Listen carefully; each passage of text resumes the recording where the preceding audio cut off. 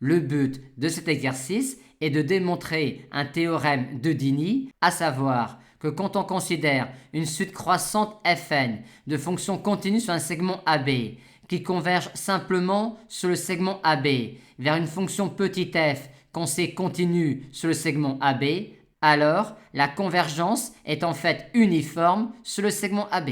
Et pour démontrer cela, on va commencer dans la question 1 par démontrer une question classique de topologie sur la compacité. En effet, dans la question 1, on considère une suite Kn décroissante de fermés inclus dans un segment AB et on suppose de plus que l'intersection des Kn est vide. Et on nous demande alors de montrer qu'il existe un indice N0 pour lequel Kn0 est vide. Ceci est un cas particulier du problème classique suivant, à savoir que quand on considère une suite décroissante de parties compactes d'un espace vectoriel normé E dont l'intersection est vide, alors il existe un indice N0 pour lequel Kn0 est vide. En effet, on sait que dans un espace vectoriel normé quelconque, une partie fermée qui est incluse dans une partie compacte est également compacte.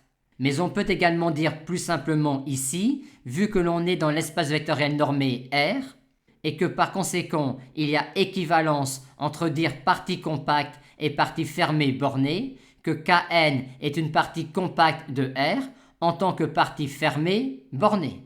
Et pour montrer alors le résultat souhaité, on va raisonner par l'absurde, c'est-à-dire on va supposer que pour tout n, Kn est non vide et aboutir alors à une absurdité. Si pour tout n, Kn est non vide, on peut alors considérer pour tout n un élément xn dans Kn.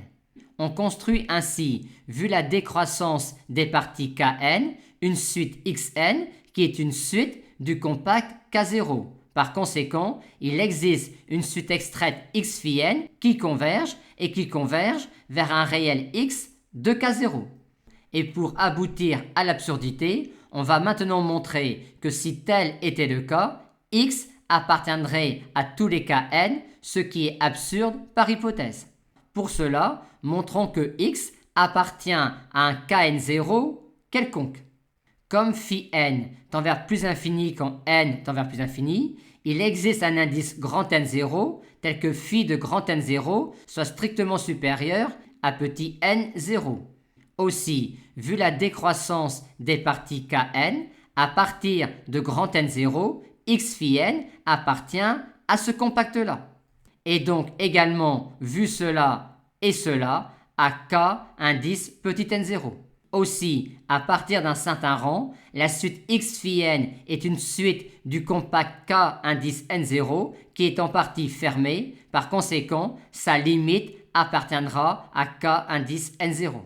Et on a ainsi démontré que x appartient à toutes les parties Kn, ce qui rentre en contradiction avec l'hypothèse effectuée sur l'intersection des Kn.